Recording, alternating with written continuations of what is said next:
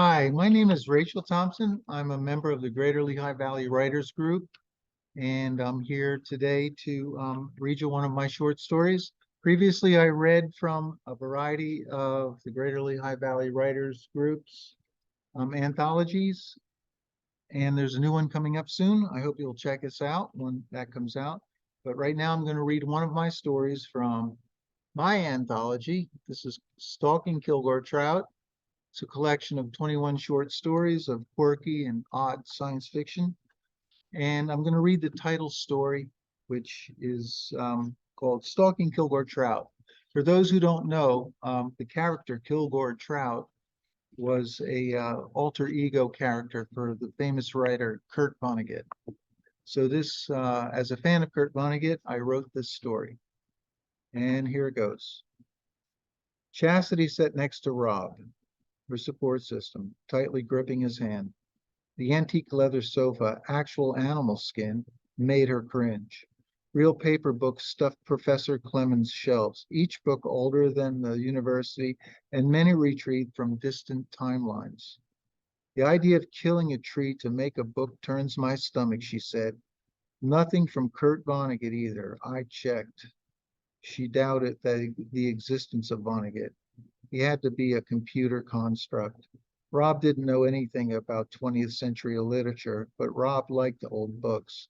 As a dimensional time slider, Rob might have come along just to see the paper books.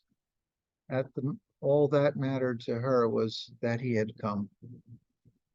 Thanks for the support, Chastity said. Every girl needs a queer boyfriend like you. How could I let my best fag hag face Professor Dickface alone? If he eats you alive, where would I get another straight girl with big tits and blonde hair to follow me around? She squeezed his hand harder. If I fail creative writing, I won't get any more funding, Chastity said. You'll have to find a freshman. Rob's lip twisted. Chastity chirped a little laugh. I just broke you in, Rob said. You better pass. You are as close to the real Marilyn Monroe as I can get. I could use the multi-universe time dilator, slide back and sideways, get samples and make a clone, but it's not the same. Clones die too fast. Isn't that dangerous, sliding like that? She said. Oh, please. It's 3026. No slider travelers have died in 30 years. Rob produced a comb from nowhere and re-slicked his already perfect black hair. He took the 1950s seriously. This week. Think I will do anything dangerous? Girl, you don't know me. You should know me better, he said. You're the one in danger. How you going to write a short story like Kurt Vonnegut? I shouldn't have taken Vonnegut studies, Chastity said. A voice boomed from the inner office. Miss Sterling, please come in. Together they stood. No, Professor Clemens said, still unseen. I'll speak with Miss Sterling alone. Chastity cringed. Not now, Rob, the professor added in a darker than usual tone. Clemens' voice suggested recognition, perhaps even familiarity, yet Chastity knew that Rob had not taken any of his classes. Chastity looked Rob up and down. That bitch. Her mind twirled. Did Rob time slide for Clemens? Is that how Clemens gained his insight into the 20th century? More importantly, why would Rob help him? Suddenly, Professor Dickface took on a new significance. Rob must have had a relationship with Clemens, but not a teacher-student rapport. Clemens had previously spent 40 minutes pointing at Clemens had previously spent 40 minutes pointing at her electronic manuscript and telling her in different ways, this is not what Vonnegut would write. The only way Clemens would know what Vonnegut would write was if he went to Vonnegut's timeline and sat on the guy's shoulder. Clemens was getting this stuff from somewhere. The professor had to be sliding, and if he could do it, so could she. As soon as she broke free of Clemens' clutches, she looked for Rob in the outer office. She shivered when he saw that the animal hide sofa again. Worse, her time-sliding support bitch wasn't on it. She headed to the Time Science Building and burst into his lab. Okay, bitch, pay up. Rob stepped from the holographic chamber, cupping his ears. Girl, read my sign. No noise, he said. You freaked out an entire tribe of Neanderthals, probably caused a religion in that time space. I don't give a shit, Rob. You owe me, she said. I agreed to your Marilyn Monroe biomolding. You got an A in DNA morphing because of me. Hey, you agreed. Send me to Kurt Vonnegut, she interrupted. Real body, not a ghost visit. We don't do that anymore, Rob told her. Too dangerous. People get killed. I can't do it. If I get caught, I'll lose my funding. How does Dr. Clemens know so much about Vonnegut? I don't know, Rob said. Research? He's had years to look over the guy's shoulder, Chastity said. I have 2 weeks. Send me or I'll turn you in for sleeping with Clemens. Rob flinched. Her hunch panned out. Students, even doctoral students, were strictly forbidden from sexual relations with university staff. She had him by the balls, and the look on his face said he knew it. We don't have Vonnegut's real timeline, Chaz, Rob protested. We aren't even sure it's really him. All we have is alternative reality. Might not be his core dimension. I could only place you in the neighborhood of our best guess. Chastity stopped to think. She had to pick Vonnegut's brain. She would only have a few days in that dimension, not much time. Yet this Vonnegut studies class would make or break her entire semester. She had to try. Rob, how long will I be gone? 3 days tops. Got any period clothes here? Rob handed her an outfit from his collection, small black skirt, knitted sweater that she barely squeezed her tits into, kitten heeled shoes, and a cute silk scarf. It was his favorite period on Earth history. She quickly put on the costume. Rob gave her a wad of antique cash. She crawled into the coffin-like time machine, and her heart fluttered, despite the fact that she'd done this before. Every middle school kid took a time trip, usually to witness some gruesome assassination if they were lucky, or the signing of some document if they weren't. As a firewall, Rob grabbed one of her fake tits, which she thought odd for a gay man, and closed the lid. The smell of ozone filled the box. She thought it smelled exactly like an obsolete Earth funeral home. If she had time, she would visit a funeral home. She materialized in a dark, trash-littered alley behind two brick high-rise buildings. She gagged from the smell of pee and garbage. After the great anaerobic resilient plague had wiped out half the human population, Chastity's world had been made antiseptic, antibacterial, and antimicrobial. She ran for the street, and the bright sunshine bathed it, but her shoes tripped her up, making it slow going. She was desperate for fresh air, but she found none exiting the alley. The 20th century was a disgusting, dirty madhouse. She ducked into the first door she saw and stumbled into a tiny market. She knew about these little stores from history class and museum displays. It felt safe. Outside was too big and too strange. A tall, slight man with saggy jawline, curly, shaggy hair, wiry eyebrows, and a mustache was there sweeping the floor. He smiled, then took a moment to study her heaving chest. When did Norma Jean come back from the dead? The man asked. Chastity looked at herself in the overhead mirror. Rob had placed an emergency recall button in the shape of a brooch on the breast of her Angora sweater. She almost used it. You all right, miss? He asked. I'm new here, she said, feeling overwhelmed. May I stay inside a minute?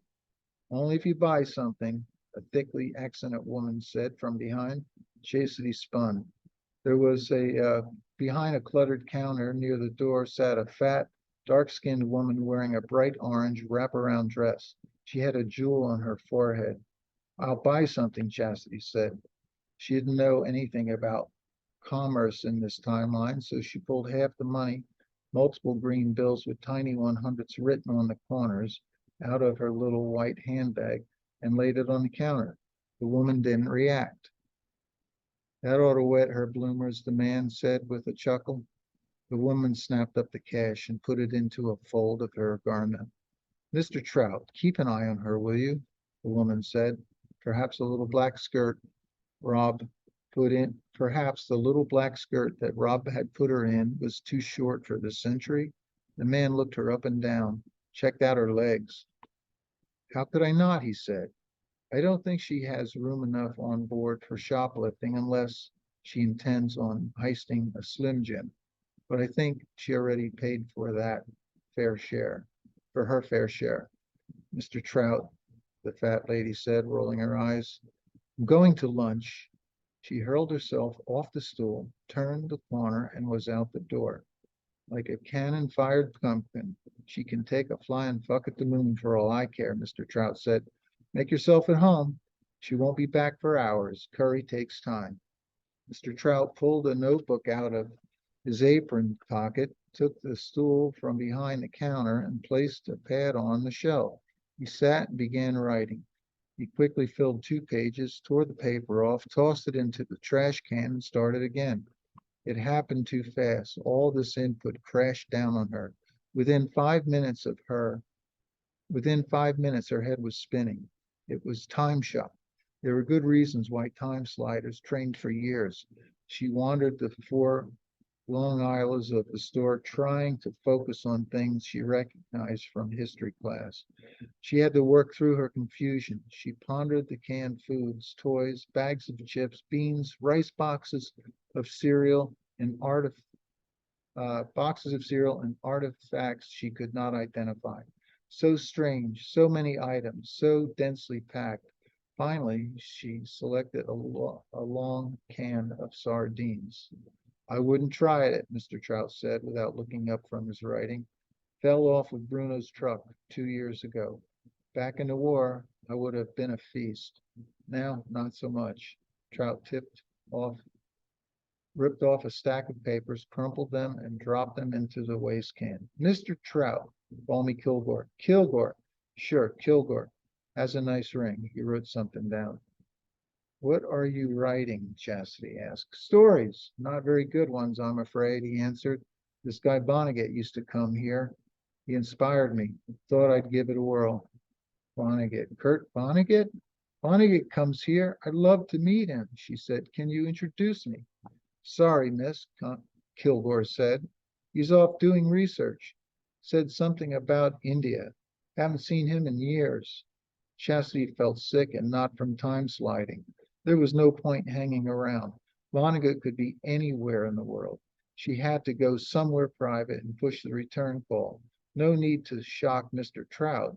Primitive people see time sliders take off are often mentally affected, and a slider isn't supposed to interfere. It was nice meeting you, Kilgore. I'm feeling better, she said. I think I'll go. Kilgore Trout slid off the stool, gathered the bag from the trash bucket, tied it off, and handed it to her. Drop this in the can outside for me, will you? He asked. The boss doesn't like me working while I'm working. Chastity went into the little foyer between door and hesitated. Between doors. Outside, people swam along the sidewalk. She could dash into the alley, but the idea of revisiting the smell, she could press the button right where she was. But what to do with this discarded paper? If she left it in the foyer, she'd get Mr. Trout in trouble. It would do no harm to take it with her. Missing garbage would not change a timeline. She pressed the recall button. Kurt watched the girl from his stool. The security mirror mounted on the ceiling was angled for the door and gave him a clear, though fish-eyed view of the foyer. She was quite the dish, a spitting image of Marilyn Monroe. That's what tipped him off. Nobody could look that much like the icon. When she disappeared, he wasn't surprised. He'd seen such things during the war in Dresden, Germany. He chuckled to himself. This woman could pass for a goddess or a siren, like a siren from Titan. Kurt had an idea. He began writing. Kurt didn't look up when the boss returned. He was hot onto something. Mr. Vonnegut, if you keep writing while here, you'll blow your cover. Where is the woman? I have her money. She's gone, Kurt said. Don't worry about it. Keep it. Where she's from, greenbacks don't matter. He held up his notepad. Got what I need. I'll be back for my usual stamps and smokes. Thanks for the use of your research facilities and so on. Vonnegut untied his apron, handed it to the proprietor, and gave her hand a little squeeze. With a wink of his eye, he hit the street, sporting a shit-eating grin. Dr. Clemens called Chastity into his office after the final. Rob must have sold her out. Maybe it wasn't him. This was the best work she had done to date, and nobody believed it was really hers. Rob, always interested in retrieved artifacts, had discovered what was inside the garbage bag. A lot of short story starts. She didn't hesitate to use them. Whoever that Trout guy was, he wrote like Vonnegut. She pulled together a pretty fair representation piece of Vonnegut's style that she wrote herself. Long after a long wait, she entered Clemens' office, took a chair, and sat stiffly. My congratulations, Miss Sterling, Dr. Clemens said. This is the best plagiarism I've seen yet. I didn't cheat, I wrote it. Only in part. I've read this before. But Vonnegut never published anything like. And then she realized. She stopped herself. No point in arguing. Of course he had read it before, and not in the library of Vonnegut's known works, but as a ghost looking over the shoulder of that Trout fellow. She was still in trouble. He was allowed to time slide. She wasn't. So I guess I'm done, she muttered. On the contrary, Miss Sterling, I've approved your application, Clemens said. Need I remind you this is a creative writing class? Nothing is new in writing. It's all been done before and in every dimension of the multiverse. You found a creative solution to a writer's block. Thank you, Dr. Clemens. Don't thank me. The next time I see Vonnegut, I'll thank him for you. But I didn't see it. It was Mr. Trout. And so it goes, Clemens said. She stared at him, wondering why he had such a weird grin. Clemens must have made one of his cryptic jokes that nobody got. Chastity didn't care to ponder it. She had missed something, but it didn't matter. She ignored the feeling. I passed. She dove into thoughts of next semester as she left Clemens' office. She had heard there was an opening, something easier, something solid and non-creative. She raced off to Space-Time Physics 303 and signed up. And that's the end of that story. Thanks so much for listening. And I hope to see you at the Easton Book Fair.